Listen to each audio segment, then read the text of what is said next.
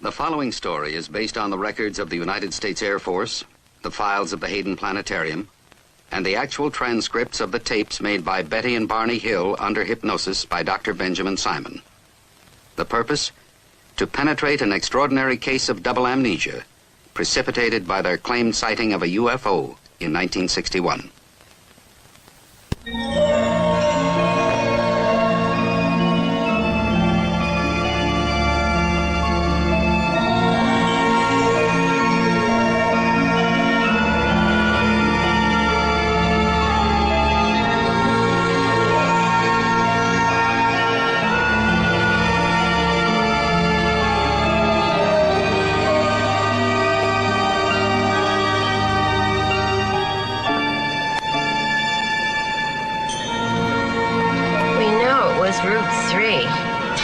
Off Route 3, and we've been on every single... Side road, dirt road, dead end. And there's no road, there's no clearing, nothing. Of course there is. We just haven't found it yet.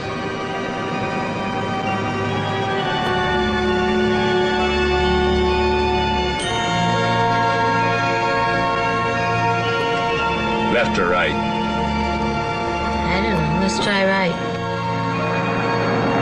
I saw the thing. I knew I saw the thing. But if my best friend told me he'd seen it, I'd say he was crazy.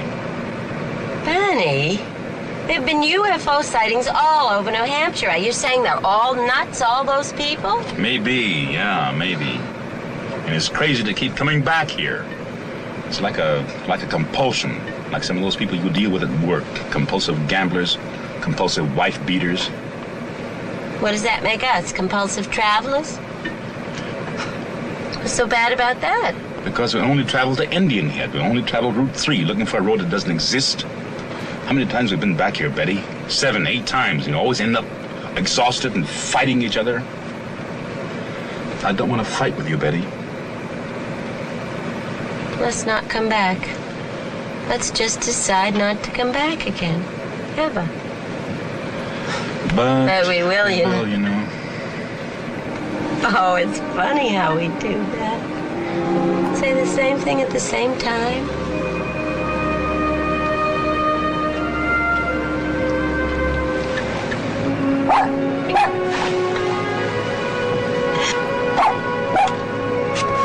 Just a little tolerance, that's all I ask.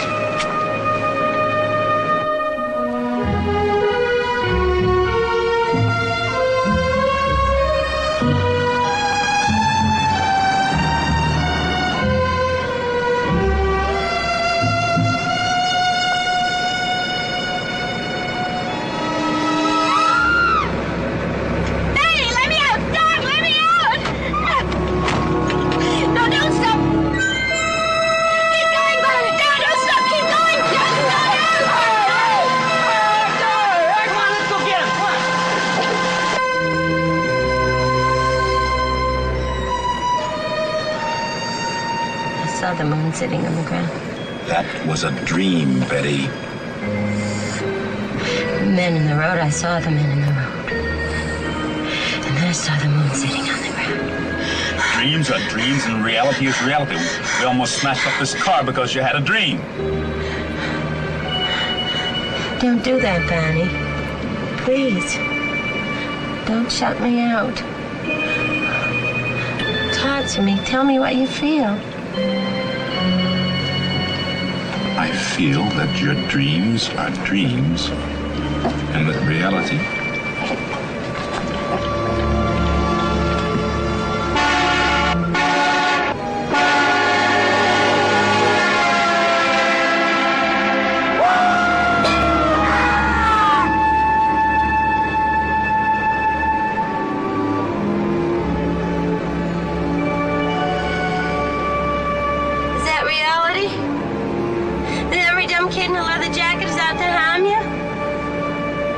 talking about? I wasn't scared, you were. Oh, don't do that, Barney. You were too. I saw your face before. And just now. I was brought up to be careful, remember? It's like an old, scratched, broken record playing inside of me. Be careful, kid, or they'll kill you.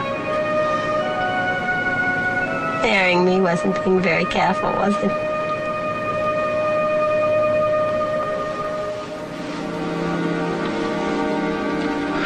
I loved you so much, I forgot to be careful. First time in my life, throughout careful.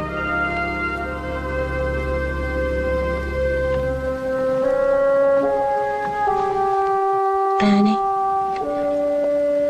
what are we gonna do?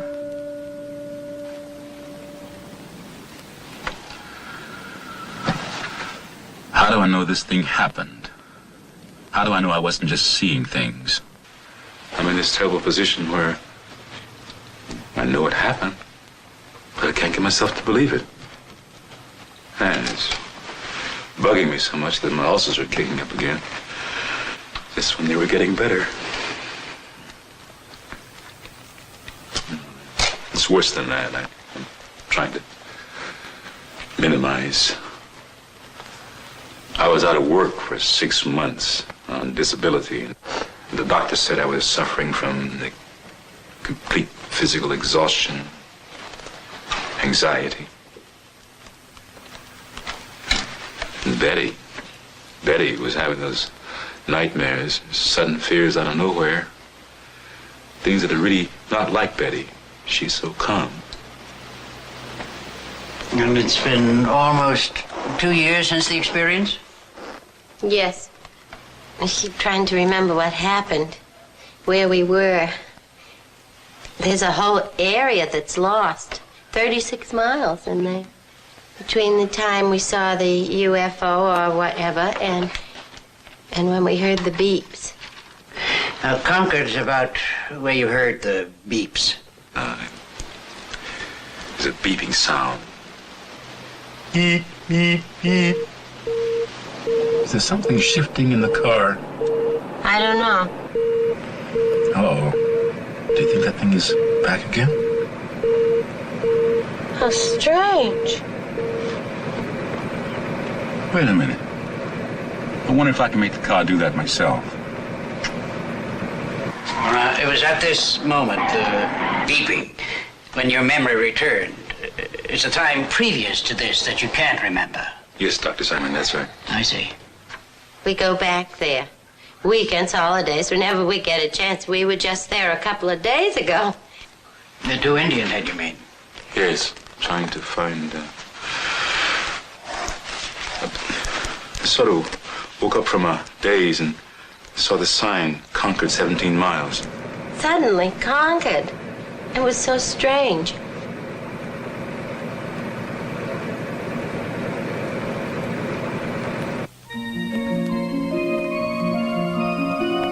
Barney and Betty Hill began general history of their anxiety problems and amnesia, highlighted by their claimed sighting of a UFO at Indian Head 2 years ago. The Hills' clearest memory is their return home from the UFO sighting experience. Treatment is to be centered on their anxiety reaction with their apparent amnesia. Unidentified flying object, secondary matter. Major job is to determine treatment of patients in overcoming this unique case of double amnesia, most probably by means of hypnosis. Barney Hill, 39, works for the post office, is distinguished member of NAACP, and active in community affairs, Portsmouth, New Hampshire. Well-read, educated, IQ of 140. Previously married, 2 children. Suffers deep guilt about leaving marriage and children, but sees them as often as he can. Also suffers from childhood of racial strife.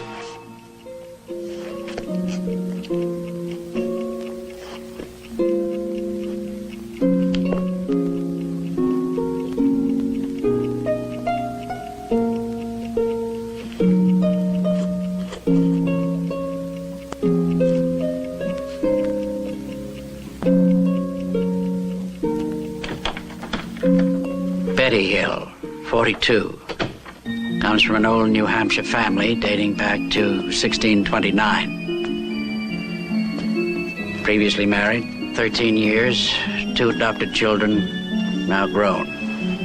Returned to university after divorce, received degree, presently works as welfare worker for the state of New Hampshire. He has a background of security in both upbringing and heritage. Barney? Barney, did you take the clothes in the house? What? The clothes, did you bring them in? No, I was too tired. I'll bring all that stuff in tomorrow. I don't want you to bring the clothes in the house. About the clock, you said you glanced up at the clock as you were undressing. Did you see the time? I saw that it was 5 after 5. Didn't register. I don't think Barney realized it either. Neither one of us realized till months later that it was that late.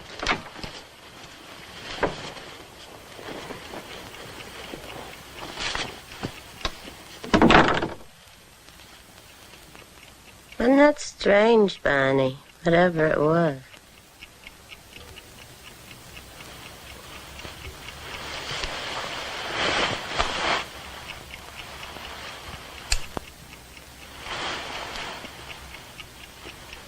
Tops of my shoes are scuffed.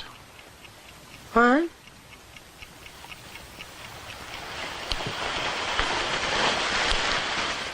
Tops of my shoes are scuffed. I don't understand. How could that be? I don't know.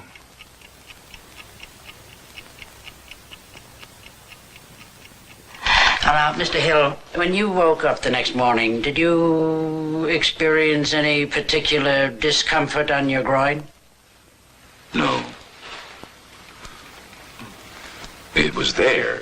I could, just had a feeling. But there was no pain or anything. Well, how much later was it that the warts appeared? Oh. 2 months, I guess, before they actually appeared. Before I actually saw them. Because I had a feeling before they actually appeared. So you went to the doctor and he diagnosed it, and by means of electrolysis, he was able to get rid of them. Yes, sir. And you haven't been in trouble with them since? No, I haven't. I see. Now, please, continue.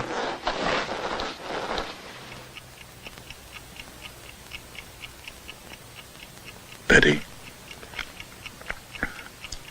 I don't want to talk to anybody about last night, all right? All right. Guess. If you want to talk about it, we can just talk about it to ourselves.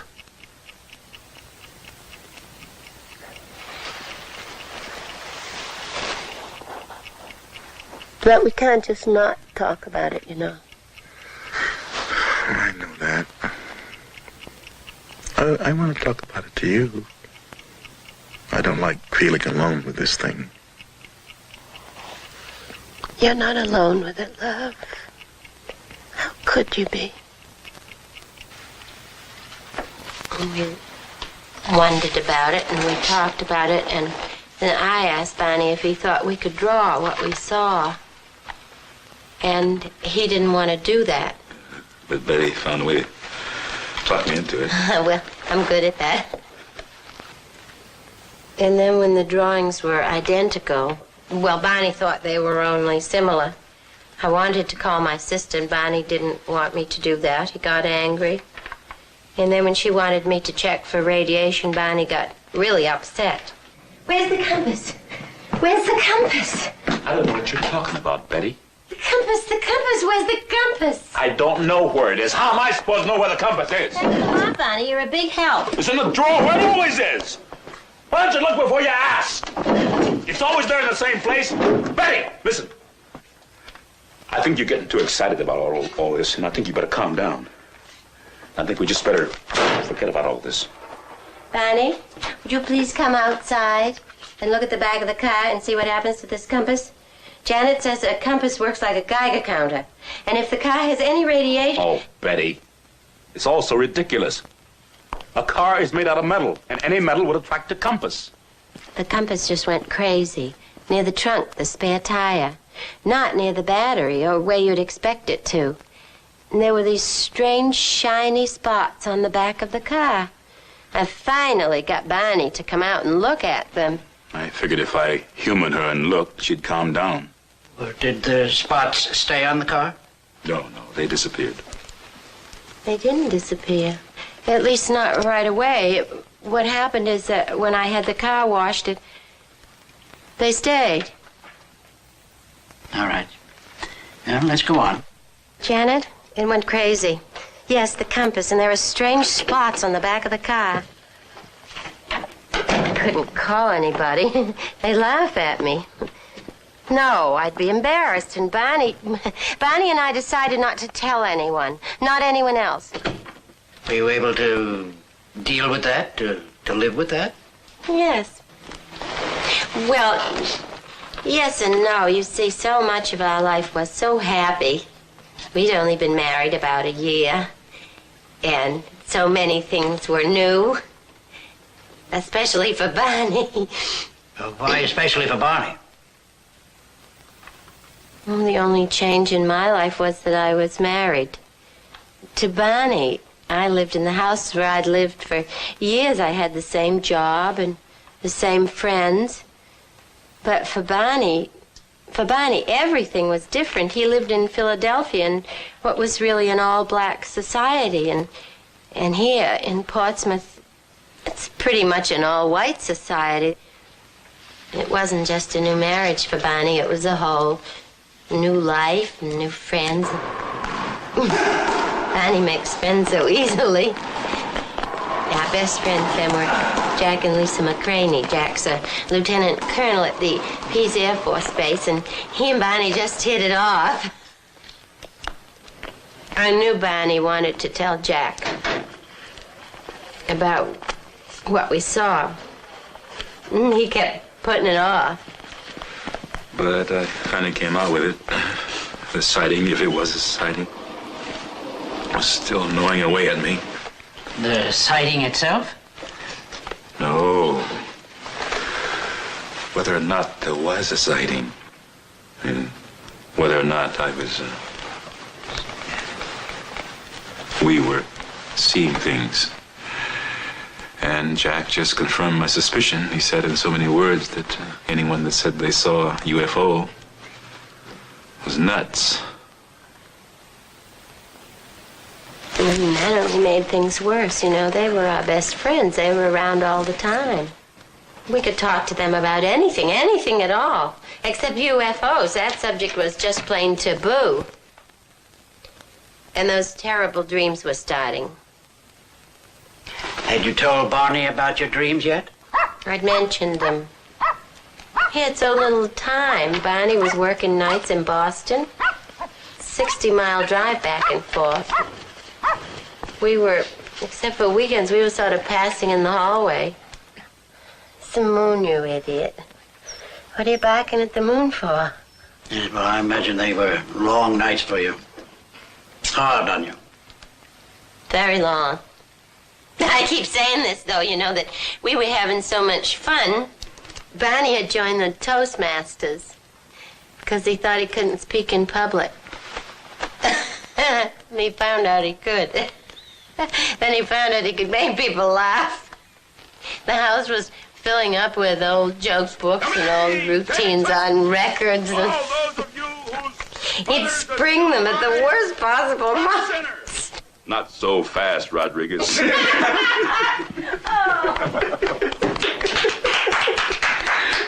Barney, just sit down. You'll be late. Bossy little thing, isn't she? You never knew she was the oldest of 5 children. Just grew up bossing everybody. Do me a favor, Barney. Wouldn't you really like to sit down? Call off your dog, Bossy. Yeah, just like that, it would change and everything would get terrible.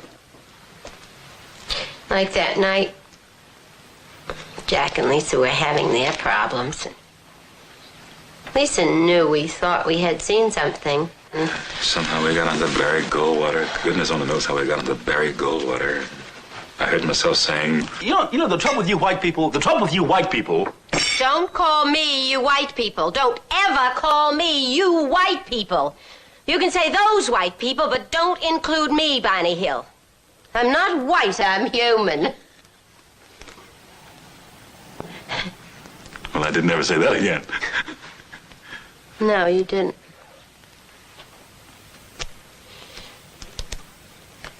And then they were getting ready to leave, Barney, too, because he had to be at the post office by 9. And when they all were saying goodnight, you could have cut the tension with a hatchet. My fellow citizens, let no one doubt that this is a difficult and dangerous effort on which we have set out. The path we have chosen for the present is full of hazards, but it is the one most consistent with our character and courage as a nation and our commitments around the world. And then Barney came back. He said he was going to call in sick. He was so worried, and he was just lying there with this white cloth over his face to help his headache. Better? Not much. Barney, I want to ask you something. I can't not with that thing over your eyes. It was your idea. This probably isn't the time, anyway.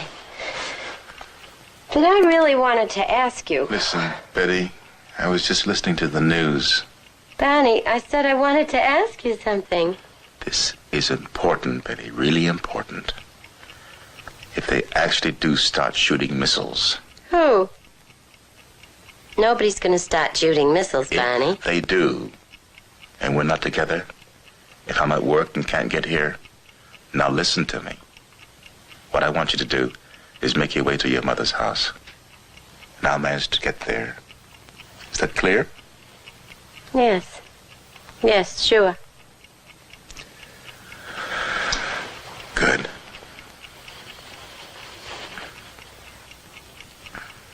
Barney, what I wanted to ask you before was how come we can talk about this UFO business together and wonder what it was together? But with Janet, with Jack, it was a plane, period. With you, I can look like a fool. But with my friends, I can't afford to look like a fool. I got to hate that washcloth. More and more, he'd just lie there with it over his face. Just kept calling in sick. Well, I was sick.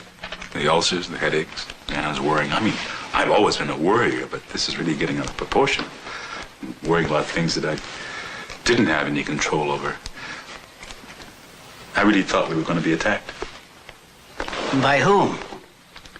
I don't know. Well, I thought Russia, but I don't know. And were the nightmares continuing, Betty? Yes, on and on. I started writing them down. I'd get up in the middle of the night and write till I was exhausted. I had done that before. When things upset me, I would write them down. It would help. You still have a copy of those dreams? Yes, I stuck them away somewhere. You know, that's funny. I'd forgotten I wrote them down. Because I'd like a copy of them, if you don't mind. Oh, sure. I'll look for them. And it was about this time, Barney, that you went to see the doctor, and he suggested that you take a rest, take a sick leave. Yes, it was about this time. So, I just started staying home, trying to relax, work in the garden, read, stuff like that. The kids came more often. I could see them more often. They really liked Betty. I mean, they got along well with her. They really loved her. Because I used to tease her. I told her that it was her cooking they loved. But, mainly I was just lying around and reading UFO books.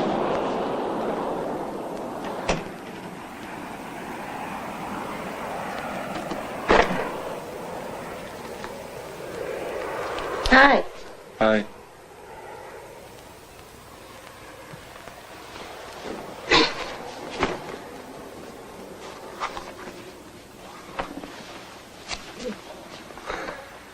What's the matter? Are you upset? No, I'm not upset. Why? You weren't smiling. When you came in, you weren't smiling. I didn't notice. I did. Well, obviously you did, or you wouldn't be uptight about it. No, I'm not uptight.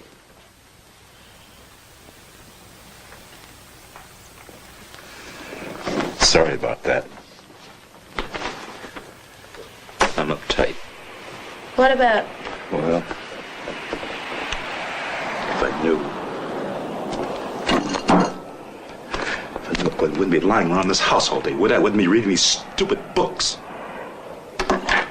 My eyes are falling out until... What?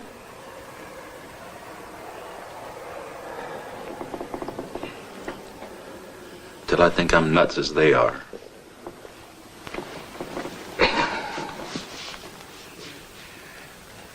When I asked you to marry me, you said you wanted a psychiatric evaluation. But don't laugh, you may have been right.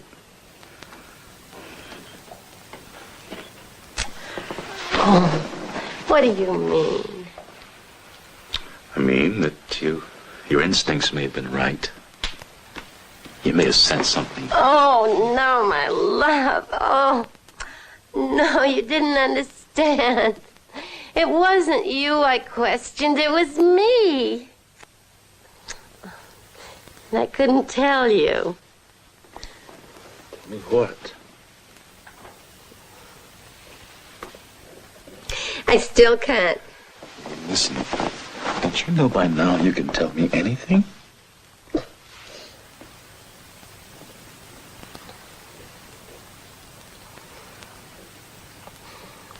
I'm not pretty. Who says? Nobody. It's something I know. Something I've always known. I'm not pretty. And that's nonsense.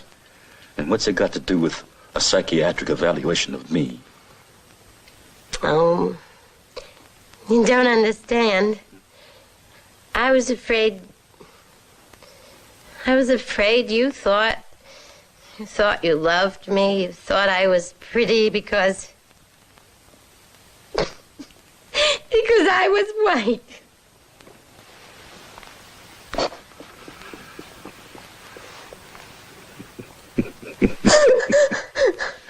Hey, that's like me being afraid you didn't love me. You only loved my beautiful black body. All I do. Oh, well, there's that too. You're right. You're not pretty. You're beautiful. And I see the whole world, Betty. I see every bit of beauty in the whole world in your face. No. I see you, Betty. My love, I see you.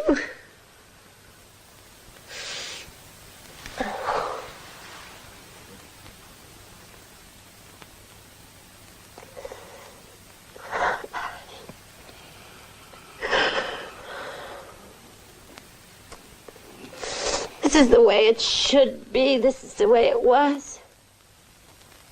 That we had to report it. She cried. That's really what did it. Well, whatever did it, we did call. Yeah. I wasn't too impressed with how the Air Force handled it. But when Wayne Webb from the Hayden Planetarium contacted us, then I knew that Betty was right, and that we had to tell everything we saw.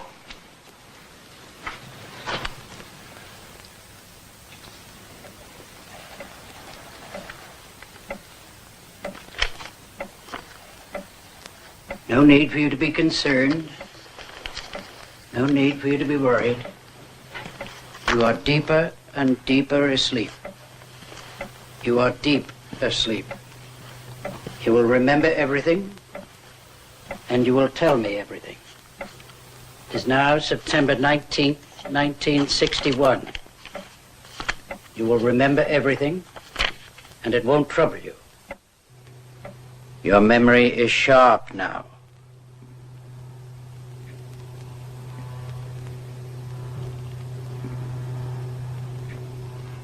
I want you to go back to the time of your vacation in Montreal, beginning with the time you left your hotel in Montreal. Yes. I want you to tell me in full detail all your experiences, all your thoughts, all your feelings, beginning from the time you left your hotel. Now, were you in Montreal? It was approximately 112 miles from Montreal. We were driving from Niagara Falls through Canada. Well, just go on. Tell me about your arrival there. The thoughts that were going through my mind was that would they accept me at the motel, because would they say they were filled up? And I was wondering if they were doing this because I was prejudiced. Because you're prejudiced? Because they were prejudiced. You run into this a lot, I take it. I have not actually run into being denied accommodation yet. You mean you worry about it? But I know that this does happen, and I am concerned. Did you tell your wife about your concern? Does she share it? I express it, but she does not share my concern in this matter. Very well. Go on. We are riding around, and I'm lost. And I'm concerned about the toll gate, customs. Why?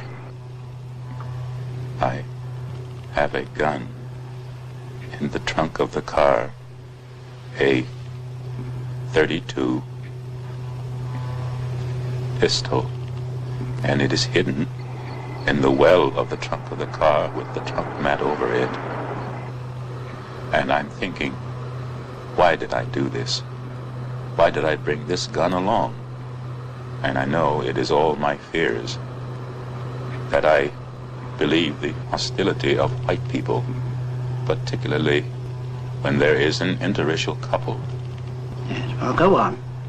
Your memory is sharp. Where are you now? Now, we're in the country part of New Hampshire on Route 3, and I'm thinking, I've got to get a hold of myself and not expect hostility when it was no hostility there. And I look up through the windshield. I look up through the windshield of the car where Betty saw a star. Oh, that's funny. But I said, Betty, that is not a star, it's a satellite.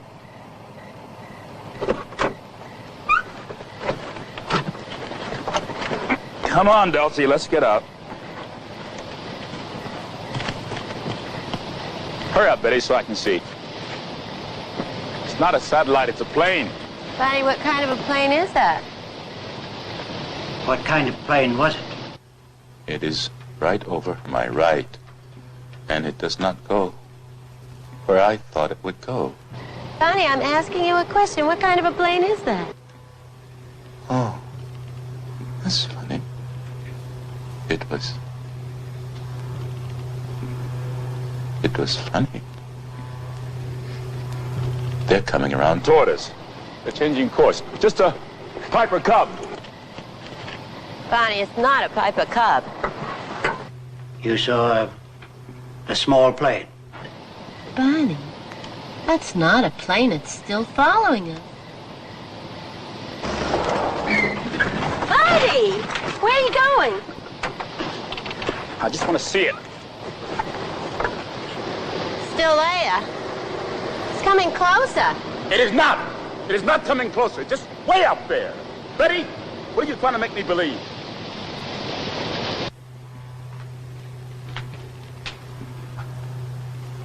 All right. We'll stop here for now. Just relax. Be comfortable. Until you hear me speak again, you won't hear any sound here. Just rest and be comfortable.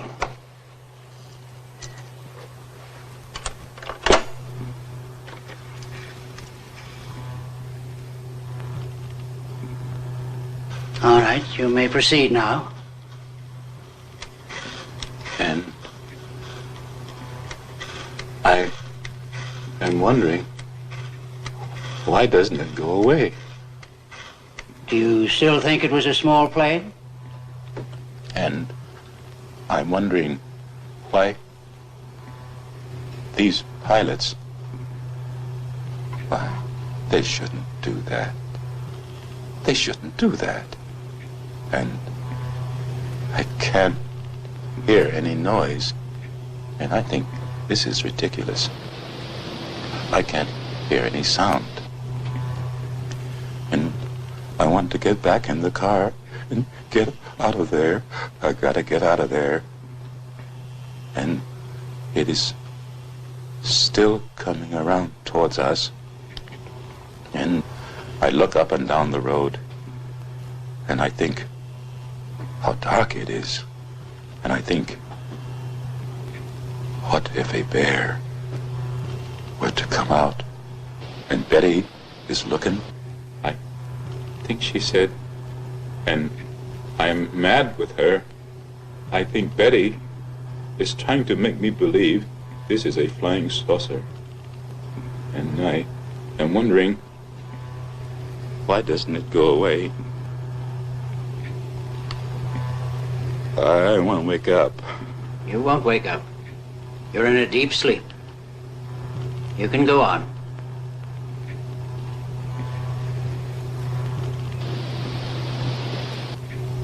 It's right over my right. What is it? I gotta get out of here. This won't trouble you. Go on. You're remembering everything now. And I try to maintain control so Betty cannot tell that I am scared. Oh, I am so scared. But go on. This won't hurt you. Experience it. It won't harm you now. I gotta get my gun! I gotta get my gun! I gotta get out of here! I gotta get my gun! I gotta get my gun!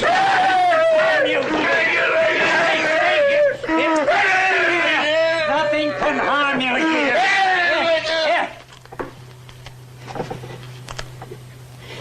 You're in a deep sleep. You can remember nothing. Now calm yourself. Calm yourself. Here, come on.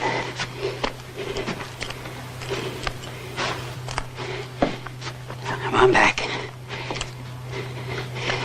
And sit down.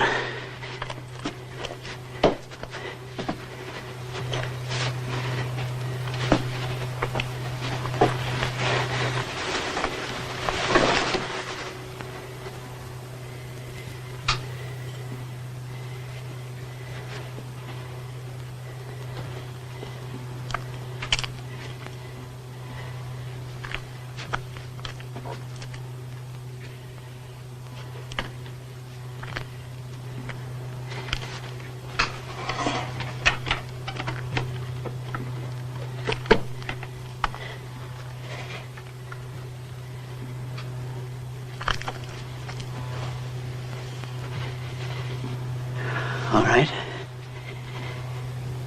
You can wake up now. You can remember everything. Just go on remembering. There's no need for you to cry out. You're calm now.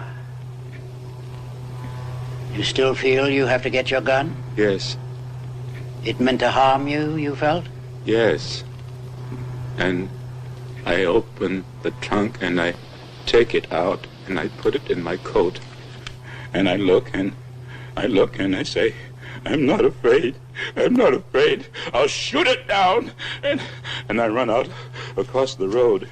And There it is, up there.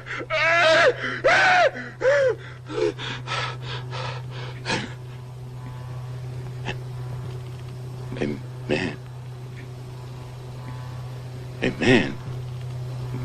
Is he a captain? What is he? And he's looking at me, and I say, no, I have to shake my head. This isn't true. This can't be true. And it's still there. And I look up and down the road, and I think, can't somebody come along and tell me that this isn't there? It's there. Are you sure it's there? Yeah. You're not having a dream? And I touch my right arm. It's not my right, it's my left arm. And it's there. If I let my binoculars fall and dangle, maybe it won't be there.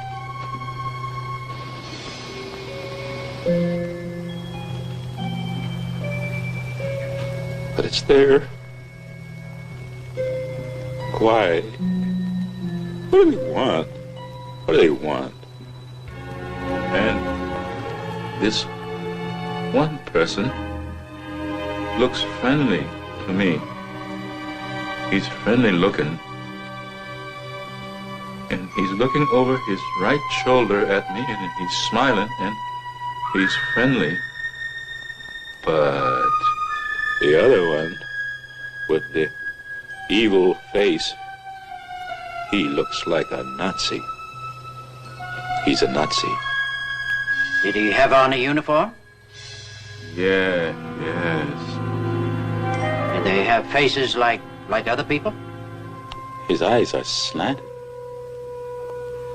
Oh. His eyes are slanted. Oh. I feel like a rabbit.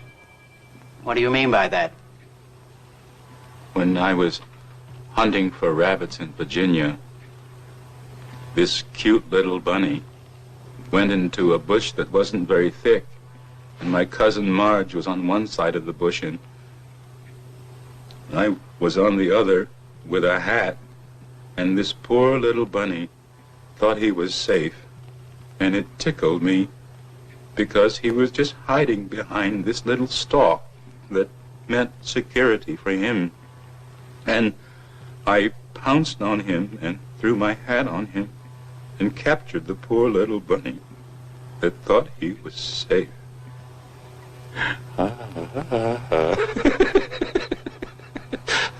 Isn't that funny? I thought of that standing out there in the field. I'm that bunny. I'm gonna be pounced on. I'm that bunny. This creature is trying to tell me something. I can see it in his face. Are its lips moving? No. His lips aren't moving. But he's looking at me and he's saying to me, don't be afraid. Did you hear him tell you this? No. You felt he said it? I know. And he said, just stay there, he said. And he's telling me not to pull the binoculars away from my eyes. And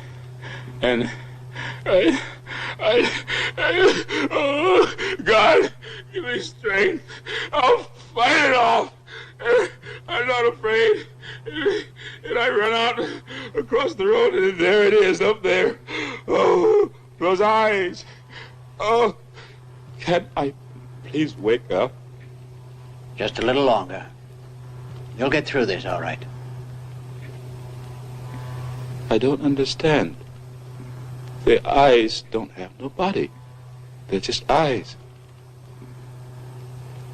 Oh, that's what it's got to be. It's a wildcat up a tree. Oh, That's what it's got to be.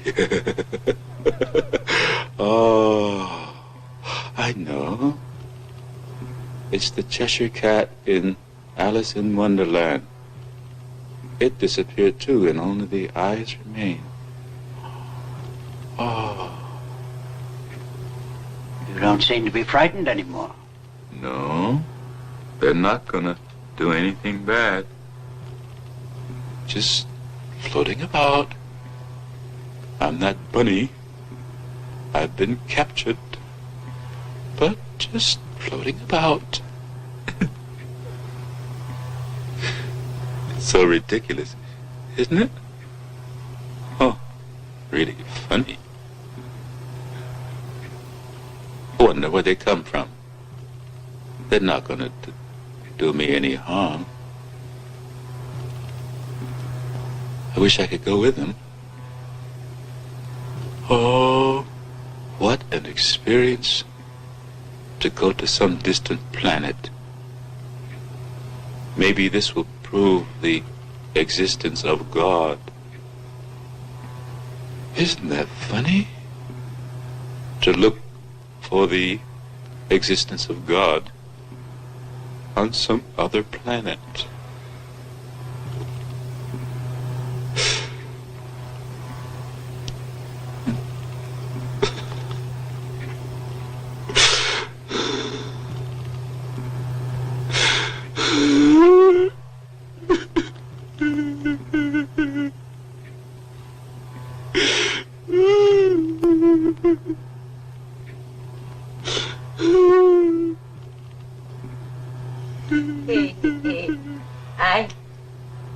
I don't know if he was laughing or crying, but he said to me they were going to capture us. They're gonna capture us. We gotta get out of here. Look out, you can see them. They're right overhead. They're right directly over our car. They're out there. I don't see anything. It's all black. I don't see them.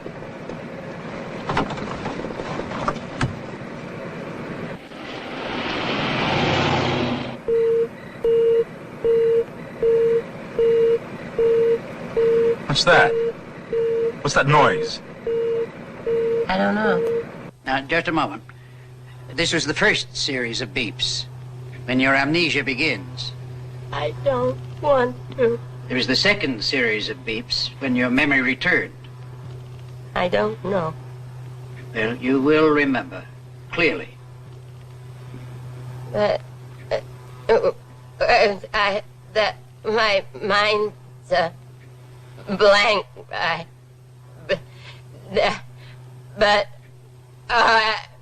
could not. I almost remember.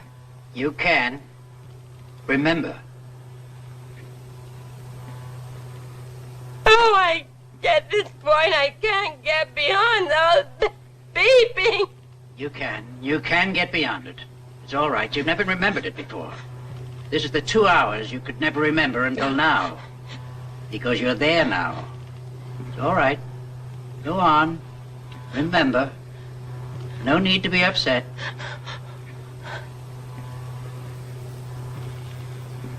I'm not supposed to. Not supposed to? Who told you you're not supposed to? They did. All right. You're calm. Calm.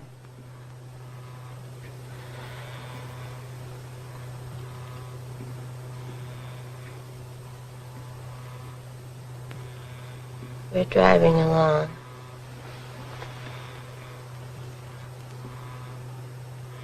I don't know where we are. I don't even know how we got here. Barney and I, we were driving. I don't know how long. I don't know how long. We haven't even been talking. I was just sitting there, feeling that something's going to happen. I'm not really too afraid. Except now I am. That time I didn't feel afraid. Why are you crying if you're not afraid? I'm afraid now. But then I wasn't afraid. I was afraid. I was afraid when I saw the men in the road. The men in the road? I've never been so afraid in my life before. Tell me about the men in the road. It's all right. You're safe here. Tell me about the men in the road. Betty, don't fall asleep. I want you to stay awake so you can remember. Tell me about the men in the road. It's all right. You can go on now. I don't know what happened. You can remember everything now. What did these men look like? Did you see their faces? No. How were they dressed? Did they have on a uniform or ordinary clothes? I couldn't say. I don't know. I can't remember. I'm not supposed to remember.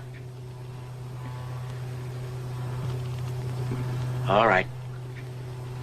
Your memory is sharp now. You needn't worry. You can remember everything. Now tell me what happened.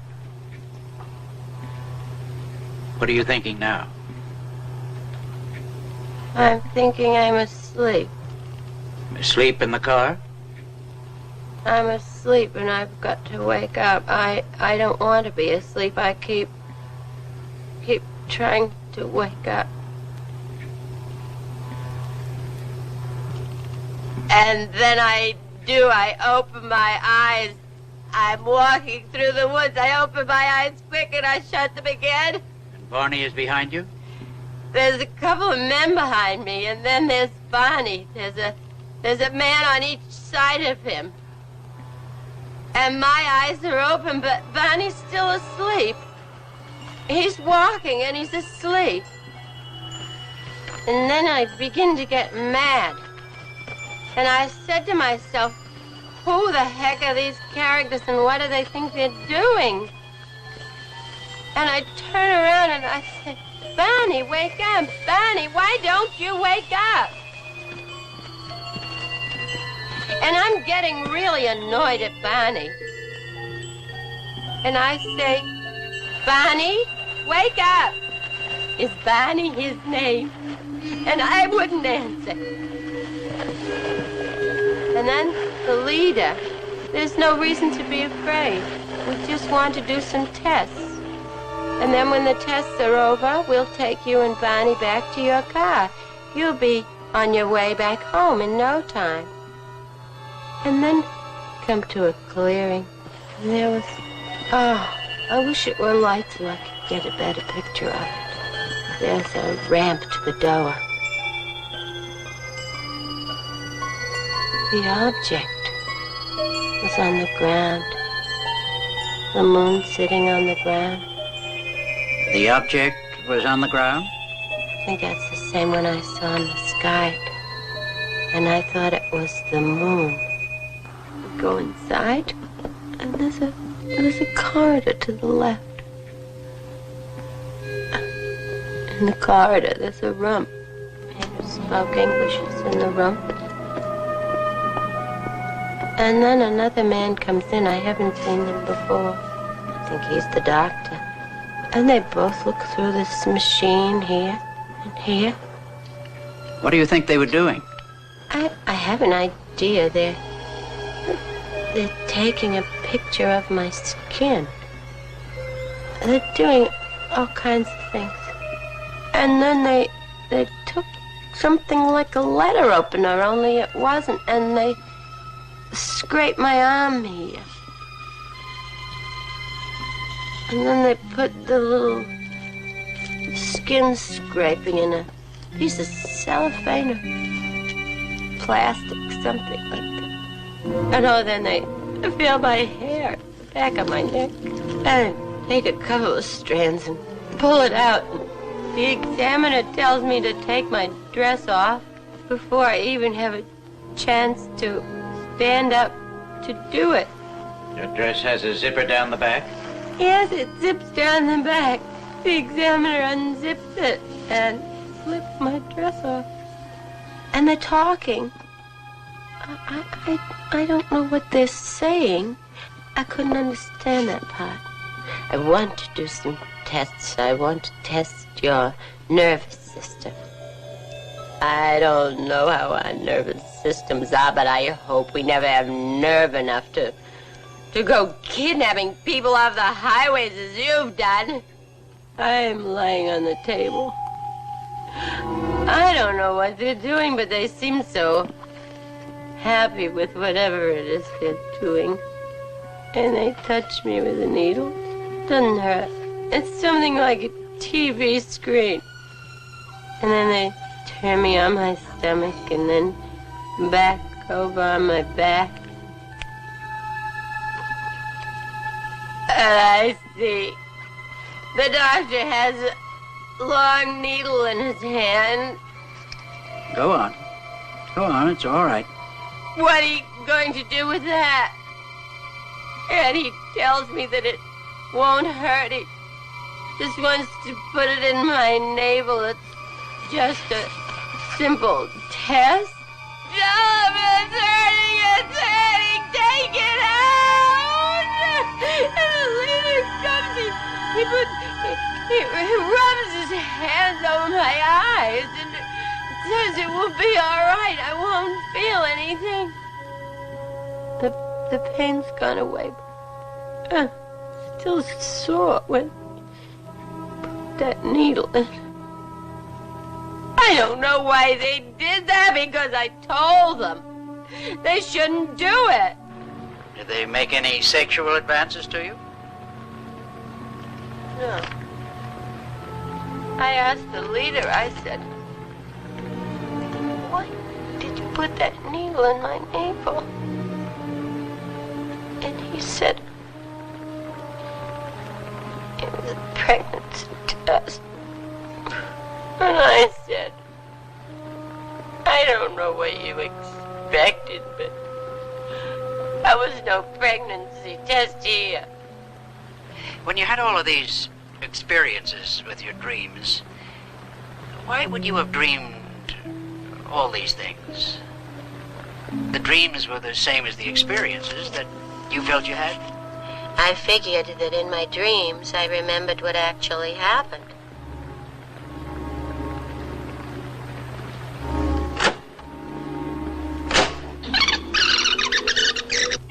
Did these men speak to you? Only the one I thought was the leader. What kind of language did he use? He did not speak a word. I was told what to do by his thoughts. And I was always aware that somehow there was something peculiar, which is the absence of a mouth. There seem to be indications that a great deal of the experience was absorbed by Barney Hill from Betty, in spite of his insistence that this was his own. And there are definite indications that her dreams had been suggested as a reality. The implications are self-evident. Go on, it's all right. And so then I asked him where he was from. And he asked me if I knew anything about the universe. And I told him, no, I knew almost nothing.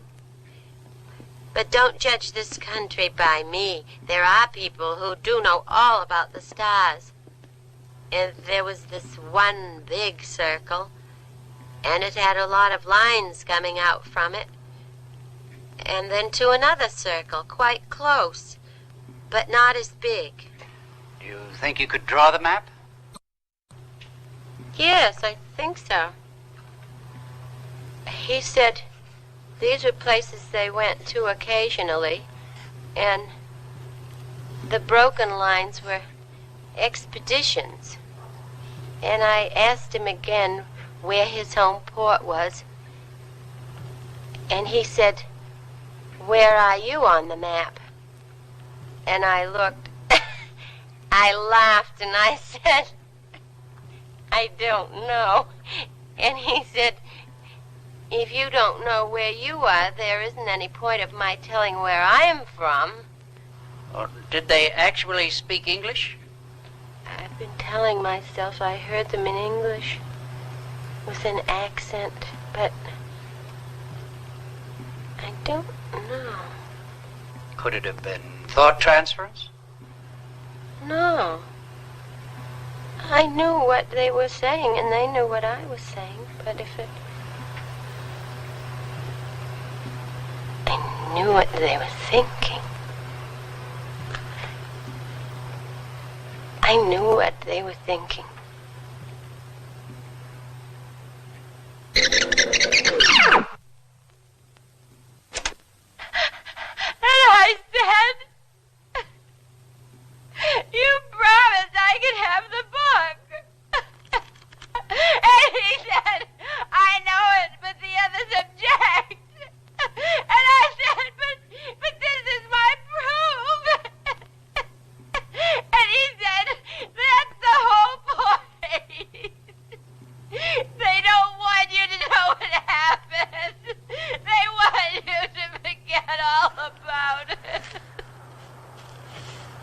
I won't forget about it. You can take the book, but you can never, never, never make me forget.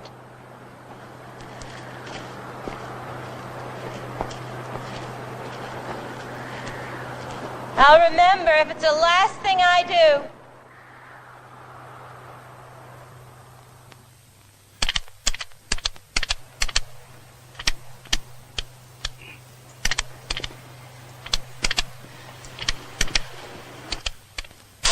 Why do you think they were examining your skin?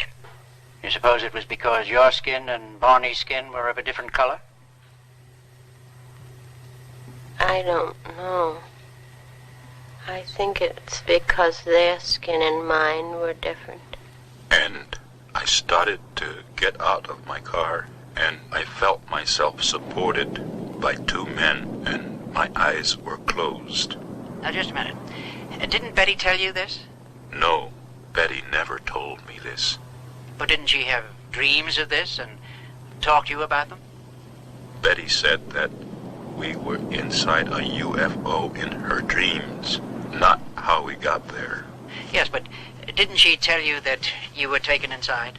Yes, she did.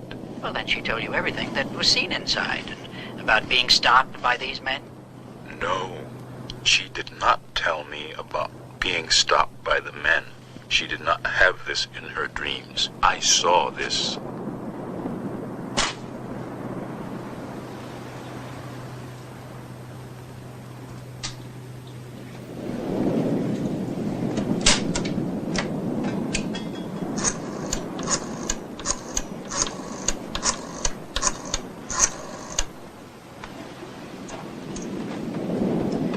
General Davidson, please. Jim. Ben. Look, I've got a problem. As I see it, there are four possibilities. One, they're lying. I can discount that because they're honest people, high integrity. Two, it was a case of dual hallucination. It's improbable for reasons I won't go into. And three, the incident was a dream or an illusion. Now this, I intend to explore further. What makes you think it was a dream? Well, I didn't say I thought it was a dream. I said I'd explore it further. You know, I remember you saying exactly the same thing about a young lady in freshman biology that you thought you were in love with, that you wanted to explore that. All right. Now, the reason I'm going to explore it further is because a background existed. A sensitized background existed on which a fantasy could be imprinted to be experienced later as a dream. Now, hold it, Ben. You lost me. Yeah, well, forget about that. I can't discuss the personal aspects of this. But what I really want to know is the sighting of a UFO probable? More important than that, has there ever been an actual case of an abduction aboard a UFO? Is that possible? Do you want the official Air Force position, or... Well, I want whatever you can tell me. All right. The official position is, we don't know. Well, you think you could take that a step further? Yeah, but not too much. Because each year, after investigating about 1,500 reports of UFO sightings, we've come up with a 95% explained natural phenomenon. I mean, balloons and things. Balloons, weather inversions, kooks, and 5% unexplained. Now, that unexplained is never denied. We just file it under the heading of insufficient data. But Ben, as a friend, I tell you, I wonder about that 5%. There are just too many reports, good people, sound people, and we can't seem to find any answers that make any sense. So as for the sightings, yeah, I really wonder about that. But for an actual abduction, now that I never heard of. And offhand, I'd say that it's Extremely unlikely. No, I'm not saying that. What I'm saying is, I think a sighting is possible. But an abduction? Ben, I'd have to have an awful lot of proof, an awful lot of facts. So you're saying that without the facts, you'd consider it highly improbable, even impossible? Yeah, Ben, that's what I'm saying.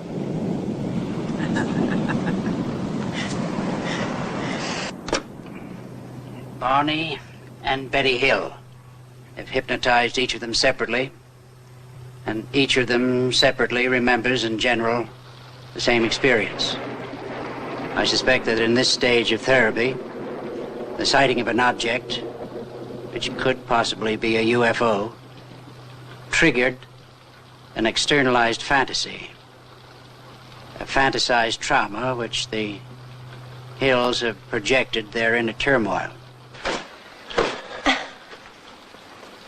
I just had a hysterical thought. What if Dr. Simon were a spaceman? Oh, Betty, don't be ridiculous. Neither Barney Hill nor Betty Hill realize that their experience, as described, is almost identical to the long report that she wrote about her dreams.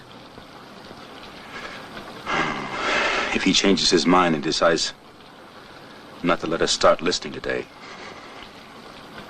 Of course he's gonna let us listen. He said so. Oh, Barney, don't be ridiculous.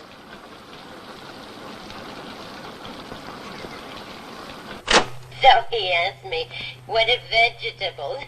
I just couldn't explain what vegetables are. And he said, was there one kind I liked? And I said my favorite was squash. And he said, tell me about squash. So I said it was yellow usually. And he said, what's yellow? And I started looking around the room. And I couldn't find anything yellow at all. Now, I want to read something to you. He asked questions. What did vegetables look like? My favorite one, squash. What did it look like? I tried to explain the color of it and looked for some yellow coloring in the room, but could not find any. It's from my dream. But I wrote down. Yeah, well, now, I want to explain something to you that you probably know already. The rules that operate for the conscious mind don't operate for the unconscious mind. Things are and are not all at the same time. Now, under hypnosis, what a subject believes determines what is truth to him. Wait a minute. Would you say that again? Well, in other words, what comes out under hypnosis, you believe to be true. It is true for you. But a fantasy or a dream can be as true for you as reality. I said I hoped that somehow we would meet again. Maybe he would come back. And he said, well, he would try. And then they all turned and started to go back. And I get up to the car, and Barney's inside, and I say, come on out and watch him leave. Don't be afraid, Delcy. There's nothing to be afraid of. And so we're watching them leave. And it starts glowing, getting brighter and brighter. It's a large ball, a big orange ball, and it's glowing and rolling just like a ball. And I'm so happy. Suddenly, the ship became a bright glowing object, and it appeared to roll over like a ball, turning over about 3 or 4 times, and then sailing into the sky. There's one thing I don't understand. Suppose it was a dream. Could we have both had the same dream? Well, that's an aspect that's been puzzling me, and no, I don't think it could. At first I thought, because Barney was more ready for a trauma, that he had transferred a fantasy to you. Then I thought, because it seemed more likely, that you had transferred your dreams to Barney. Because Barney is more susceptible. Well, I'm not quite sure how to take that. But I'll tell you something. I don't really care if it's a dream or real, because the longer these tapes play and the more we listen to them, deeper and deeper we get into it, I feel as though something is being lifted off my shoulders. And it's better than suffering with it, you know. All those anxieties and wondering. That's the whole point. The point is to relieve the anxieties. And how do you feel now, Betty? I feel fine. I guess it was just the fear of the unknown had me so scared. And I don't want to be operated on. You don't want to be operated on. What makes you think of an operation? Oh, I just remembered something. I don't know if I went into this detail or not when I was hypnotized. What detail? Well, as I was listening to myself... Oh, I don't know. Maybe it's just psychological. I don't want to hear any more of that for a while. What detail? As I was listening to myself, I remembered what they examined my groin with. It was a circular instrument, and they pressed down with it. You know that small ring of warts that developed in an almost geometrically perfect circle around my groin? Since the therapy began, it's become a little painful and inflamed around the whole area. And I was wondering, those warts originally appeared way back in 1962 when I had no conscious memory of the events aboard the craft, right? Now here it is, 1964, and they get inflamed. How's that possible? I don't know. It may still be part of a shared fantasy. But I just don't know.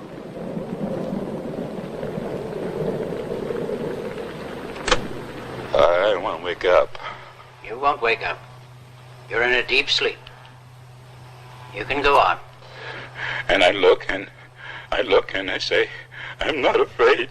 I'm not afraid. I'll shoot it down. And I run out across the road. And there it is, up there.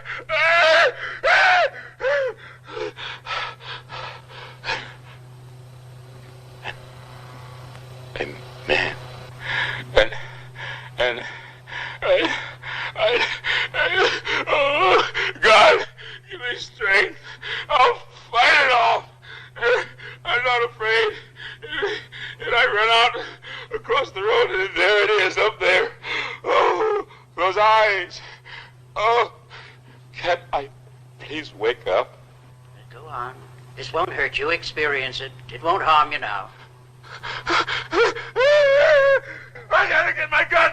I gotta get my turn it off? No. I gotta get out of here. I gotta get my gun. I gotta get my gun. I don't like them putting their hands on me. I don't like them touching me. It's all right, Barney. Just be calm. It's all right.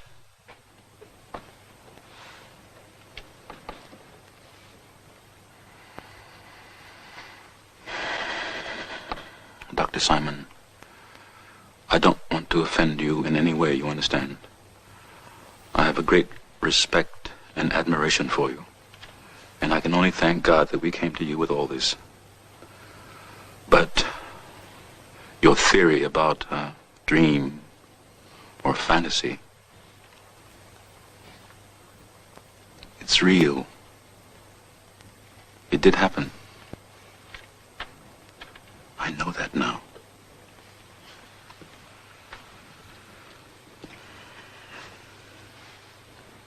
I know it.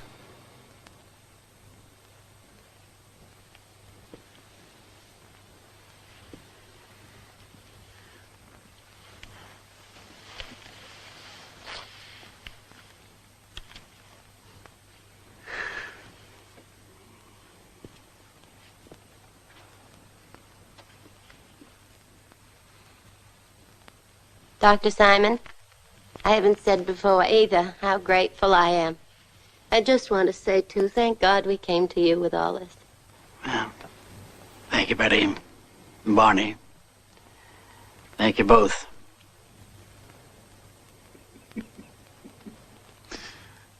I had the feeling, listening, that I gave you a few bad moments there. Oh, I tell you. His little old heart went pit-a-pat a couple of times. You're a big man, Barney, and going for your weapon. I had that gun in my coat the whole time. Can you believe that? Walking along, with my eyes shut. Scared little bunny rabbit. And a gun in my coat. And you didn't have a gun, and you're half my size, and you're telling those creatures off. Mighty Mouse. What in the world was I so afraid of? Betty, you had a good time. Well, what do you think? He must have given it some thought.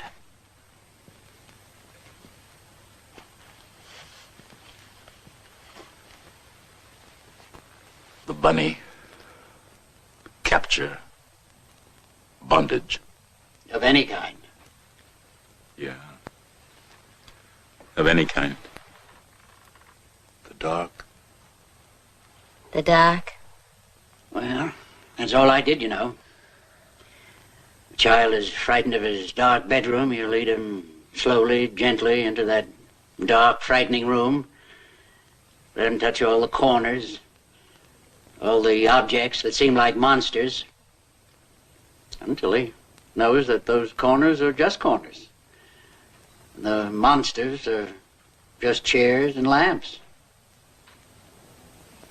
Dark bedroom, spaceship, or the mind. Hey, listen.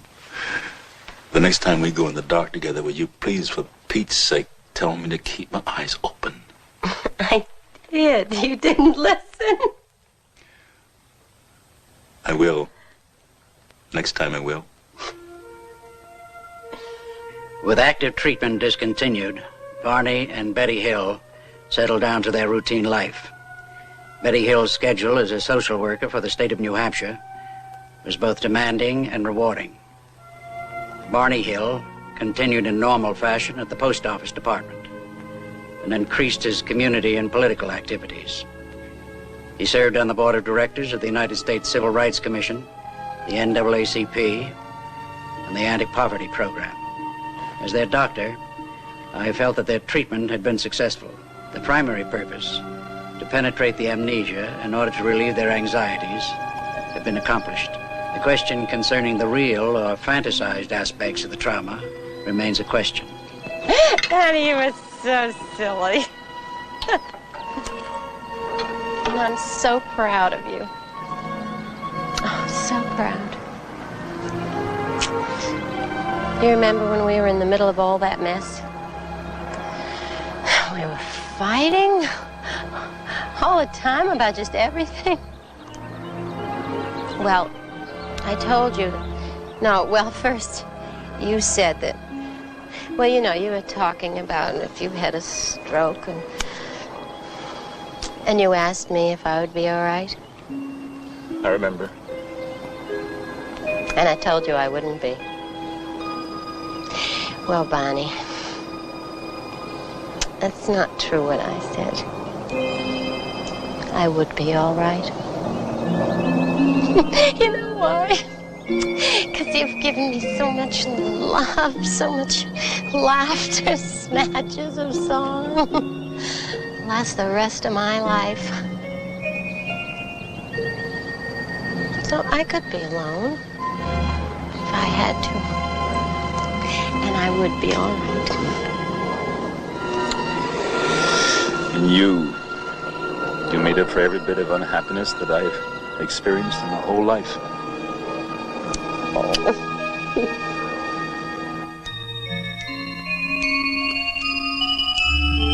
In 1963, under hypnotic suggestion, Betty Hill drew from memory the map shown to her aboard the spacecraft. Astronomers became fascinated, for what if the map corresponded to a pattern of real stars from an alien viewpoint? Astronomers reasoned that the majority of star systems likely to have life-supporting planets were located in the obscure southern constellation of Reticulum. Yet 3 stars in the cluster were unknown until 1969. No astronomer on Earth knew their position in 1963. But that same year, Betty Hill drew a map which contained these undiscovered stars. Astronomers at Ohio State University requested a computer to put them in their correct position out beyond the incredible double star system of Zeta Reticuli 1 and Zeta Reticuli 2, 220 trillion miles, 37 light years away from Earth, looking toward our sun. And the computer duplicated with virtually no variation the now famous map of Betty Hill.